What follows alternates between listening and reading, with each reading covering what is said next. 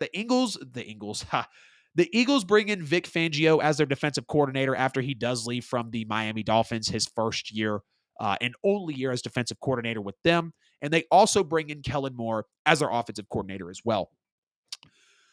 Before I get into the numbers and everything from Fangio and Moore, I want to talk about how much I actually enjoy these hires.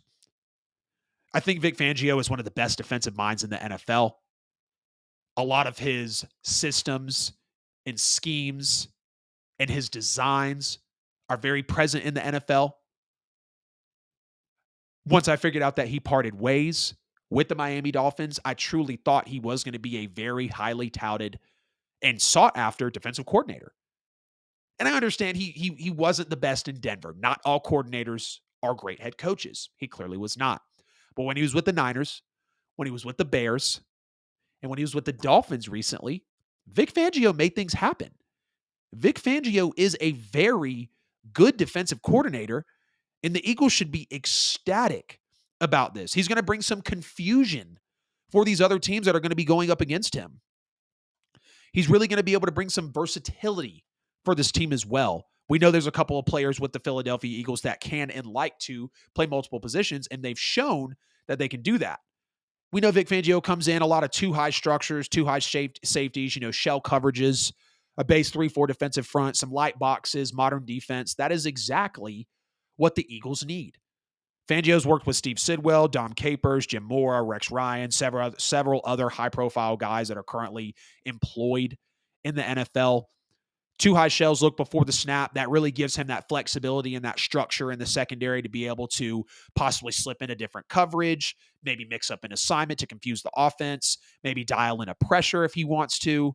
But having those two safeties high for him is a trademark of his. And he doesn't necessarily blitz a whole lot. He's not a very vast blitzer.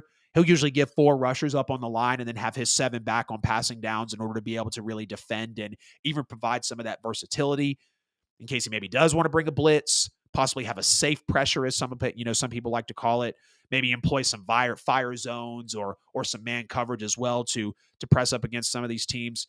And Vic Fangio, we remember in San Francisco, he coached Patrick Bowman, Patrick Willis, Navarro Bowman, Roquan Smith. He's had a hand in developing these guys, coaching these guys, seeing how they actually played in their years in the NFL.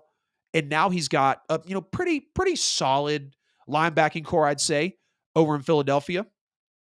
But I mean, Vic Fangio, even for the Dolphins this year, they finished 10th in 10th. The Dolphins finished 10th in yards allowed, 22nd in points given up. They were 3rd in sacks at 56, and they were tied for 8th in forced turnovers with 27. The Eagles' defense was 3rd worst in points per game this year, 2nd worst in passing yards per game defensively, 7th worst in defensive yards per game, but they were good against the run. They were 6th worst in turnover differential at -9. They were 25th in forced turnovers, and they were 20th in sacks, down from 1st last year when I believe they had 80 sacks. The NFL record last year, most sacks in a season by a team.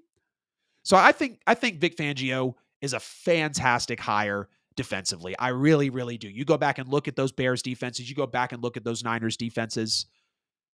You go and look what he did in 1 year with Philly, and to make it all better, or 1 year with Miami, and to make it all better, he wanted to be in Philadelphia closer to his family. So the Eagles said, okay, no worries. We will bring you in. So I think Vic Fangio is a great hire. And you even look, the Dolphins last year, they went from 24th in points, 18th in yards to 22nd in points and 10 in yards. So some improvement in the points per game, definitely a good tick up in the yards per game as well.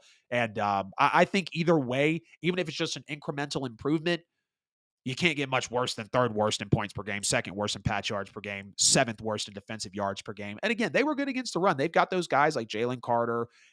We know there's Fletcher Cox, Brandon Graham on that line. Hassan Reddick as well. And there's no question about that, but they were still 20th in sacks, down from 1st last year. And this shows you that when you lose a Jonathan Gannon, who they might want to clown, or you lose a Shane Steichen, who had Anthony Richardson looking like an absolute prodigy after he was such a raw project coming in, a Trey Lance 2.0,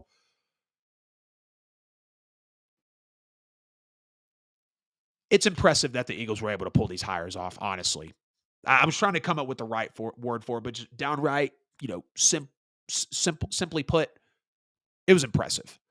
Very impressive that they bring Vic Fangio in because they are definitely going to be able to improve on that aspect.